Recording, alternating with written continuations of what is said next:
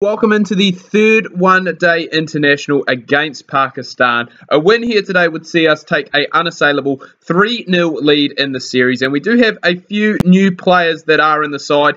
And George Worker hasn't really made the best of starts there, to be fair. He's gone for a second ball duck to Mohamed Amir, and that is not what we wanted. We've made a couple of changes today in the bowling stocks. We have seen Ben Wheeler drop out of the side due to his lack of form. He's been replaced by Lockie Ferguson, who wasn't doing too well either at the start of the series, so hopefully he can come back strong. And I guess do what Mohamed Amir is doing here. He's picked up 2 wickets inside his first over. And he's got Worker and Williamson. So Williamson is the big wicket there.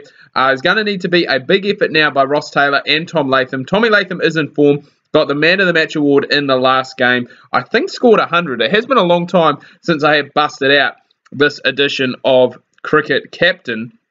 Doing this on my laptop actually as well, because I can't seem to quite get the save onto my desktop. So that's why the mic probably does sound a little bit different. But going to still be rocking with this.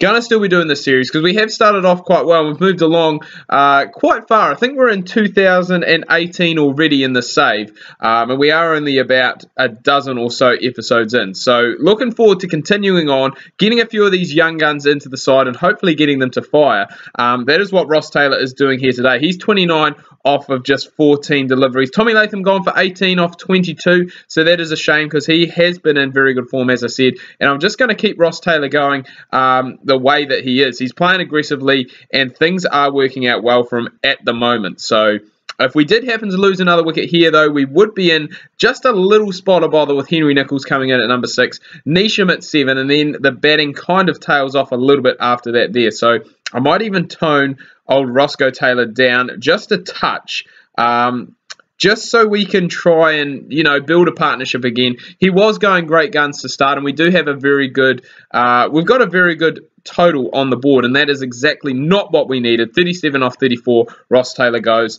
and all of a sudden, we are 4 down inside the space of 12 overs. We do have 70-odd runs on the board, though, which is good.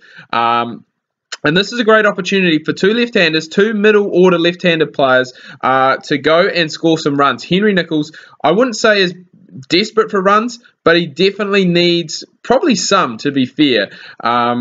Just, I guess, to cement that place in the one-day side. So I'm hoping that he can do it here today. Jimmy Neesham, hopefully we can use his fireworks towards the back end of the tournament. Corey Anderson does have a great chance to play himself in here and just really explode towards the back end, which is why I do like batting him a little bit higher up. And I think this is something the New Zealand cricket team should do as well. They should bat Corey Anderson.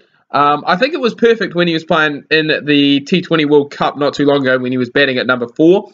It was perfect. It gave himself time to play himself in, and then if he could manage to hang in towards the back end of the innings, we know how destructive he can be. We've seen him both for New Zealand in one-day internationals and 2020s, and we've seen him in various domestic leagues around the world as well. That is not what we wanted. Henry Nicholls going. He was starting to look good as well. 43 off 54, and that does bring Jimmy Neesham into the crease. So we're halfway through, just over halfway through the innings, and we are half of our batters back in the hut at the moment. So we are again going to need a partnership. Again, this left-handed middle order that we do have, there's actually, when you think about it, there's a lot of left-handers, a lot of left-handed batters in the side. Tom Latham and George Worker both left-handed, so 1 and 2. Then 5, 6, and 7 are lefties as well. So there's plenty there. And I was going to say there's plenty of time for these guys to play themselves in, but bloody Jimmy Neesham's gone and got himself out caught and bowled, and that does bring Adam Milne in with 19 overs left to go. And again, these are the kind of guys that you want in at the back end of the innings that can go and start to smash it for you.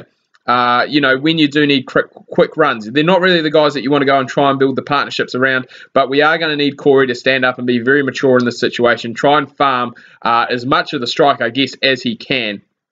And still get Adam on strike because he's 7 off 14, so he's not doing a terrible job. He's knocking it around, getting the singles where need be, which is exactly what we want. And Anderson does run through, picks himself up a 50 off 72 deliveries. So a little bit slow, I guess, by his standards. But as I said, now he is in, he's sorted. We've got the last 10 overs, and he can hopefully go out there and absolutely explode for us. Milne's done a very good job as well, 12 off 32, a little bit slow, but he has really just done you know, exactly what you could ask of a lower order player, especially when you are still batting, you know, with an out-and-out batsman, and what we will call Corey Anderson here. So the run rate has dropped quite significantly. Hopefully we can still get somewhere, I guess, around that 250, I think would be par, and hopefully the bowlers can go and get the job done here. If we do manage to get Corey in and get him a lot of the strike and he does explode, we could be looking somewhere around that 270, 280, all things going well. So fingers crossed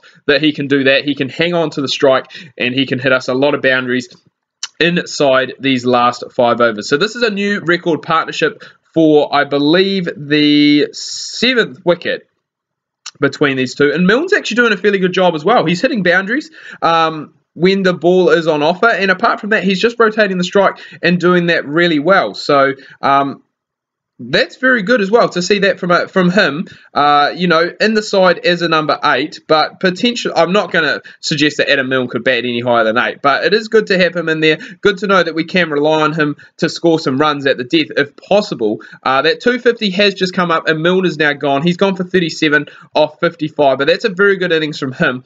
And we do have that 250 on the board, so I'm hoping that Corey Anderson in these last 2 overs can get majority of the strike and can look to go and grab us some wickets. But if Ferguson can get some lucky ones along the way, I won't really be too fussed about that. He did get off the mark with a 4, however, then did go and get himself out. So we do have above really what I did want. And Anderson has got the last over, which he is, at the moment, he's just hitting singles because the guys down the other end, the Ish Sodis, the Adam Milnes, the Lockie Fergusons of the world are being the strikers. They're getting the job done and scoring the runs. So 273, which is a hell of a lot more, than I thought I would have got in the end, is what we have finished up on. We do have a very good pace attack here today.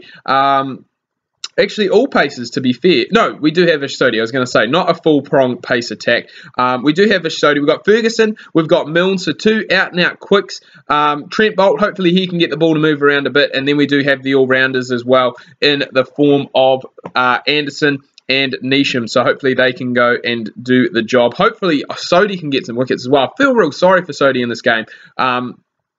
And for some reason, he just seems to play like he does for the New Zealand team. Like, he bowls really, really well, but just doesn't seem to quite pick up the wickets, you know, that really he probably deserves. So hopefully we can change that around, and hopefully we can pick up a wicket soon here, because otherwise we could be looking at, you know, quite an early shower, it must be said.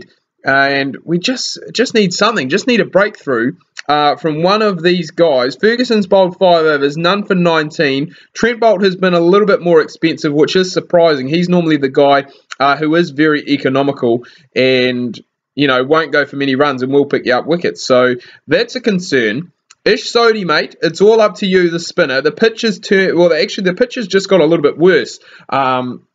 In regards to turning, so it is going to hopefully turn a little bit more, and just like that, third ball, Sodhi already finds the outside edge of the bat, so you got to be happy with that. And Adam Milne should be in a good mindset with those runs that he did score with the bat, and hopefully he can carry that over into, I was going to say carry it over into the field, but he's just gone for 3 boundaries inside the over, and things are not looking very good here, to be fair. For the Kiwis. Pakistan looking as though they are going to chase this down relatively easy, as Azhar Ali has gone past 50, going at a run of ball at the moment, so we are going to have to go and try and stop that and stump that, and very disappointed that we have got through 17 overs and have yet to pick up a wicket as well. I know we are missing Southey, and Trent Boult didn't really fire the way we would have wanted him to, but still, I do expect better from this New Zealand side to at least be picking us up something inside those overs. So Milne's been expensive as well. We're going to really have to hope that either Neesham or Anderson can be the golden arm that we require. Sodhi's been good. He's been economical so far, which is really all that we can ask. He's not really, for me in this game anyway, a huge wicket taker. No spinners are really, though, to be fair. In saying that, though, he has gone and found the outside edge and broken the partnership, so that is exactly what we need. And surprisingly, it was to the lefty as well. You know, leg spinners probably do prefer bowling to the right-handed batters, just to get the ball turning away from them. This one here did turn away a little bit, but Azhar Ali, I think, is the big wicket and the guy that we do need to try and get out sooner rather than later, because he is looking very destructive and very dangerous at the moment. Babar Azam has hit that one straight up and it has been taken on the boundary, so that's a big wicket. He's gone for 1. He is a serious talent, that kid. I think he's notched up the other day. I'm pretty sure he notched up another 100. I think it's either his 6th or 7th 100 in only about 38 one-day international innings. So that is a very impressive record itself, and he does have a very bright future in that top order for Pakistan, or even in that middle order. I think most of the time he bats about 3 and 4. And to have a player like that who is very, very solid, I think, especially with the retirement of Misbah-ul-Haq and Yunus Khan, that is huge for the Pakistanis. And so they'll be hoping that he can really be a rock, I guess, that they can rely on for many years to come. I think he's only about 22, 23, so he does have a lot of time left in his international career. Sodhi's been good today. He has gone for a little bit of stick towards the back end of his spell, but still, he has definitely gone and done the job. We just, as I said, really need Azhaar Ali here. I think if we can get him, then we are really back in with a shout in this game. There's about 20 overs left to go and 100 runs needed, so I'm not really too happy about that. I would preferred a lot more wickets to have gone down by this stage, and I think it may be time to bring back some of these quicks and hopefully try and get something. Corey Anderson, hopefully his golden arm is working today and it is on form, and he can just get us something, because Pakistan at the moment really are cruising, and we're going to need an absolute truck ton of wickets if we are going to go and get the victory here. Pakistan, remember, are fighting to keep the series alive, and Azhaar Ali has gone and picked himself up 100. It's come off just 96 deliveries, and it is definitely what was needed for his team. This is what we needed from someone from the top order, the Kane Williamson, the Tom Latham, just to carry on and get that big score. Corey Anderson was starved a little bit of the strike towards the end of the innings, which was a real shame, just because he was starting to look very good. It was looking as though he could possibly go and make that 100. So, as I said, unless there's a truck ton of wickets that come in now, I'd have to say Pakistan are very comfortable in this game with the required run rate just above 4.5. And 2 very set batsmen in as well, and Azhaar Ali and Shahzad.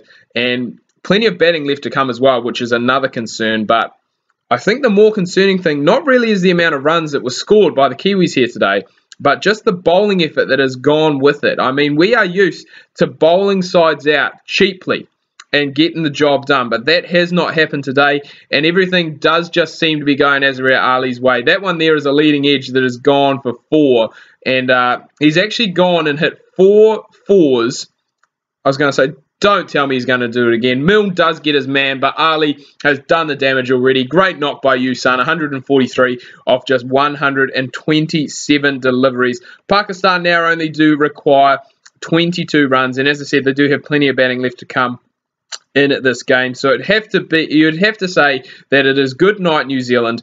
You know, probably again the batters, I think, did their job. I just don't think the bowlers got it right today. And that one there, that has just missed Tommy Latham. He really should have taken that, should have swallowed that up and gobbled it, but not the case. And we are now, well, actually, to be fair, we've taken it a fair bit further than I thought we would have. I thought we would have been absolutely dead and buried by about the 40th over in this game. We have made it through to the 46th, basically the 47th, but still, Pakistan win this game. They keep the series alive. We'll be back for Game 5 next episode. Do hope you've enjoyed this video. If you have, please remember to give it a like, smash that thumbs up button. If you are new, please do subscribe. And until next time, ka kite anō. See you soon.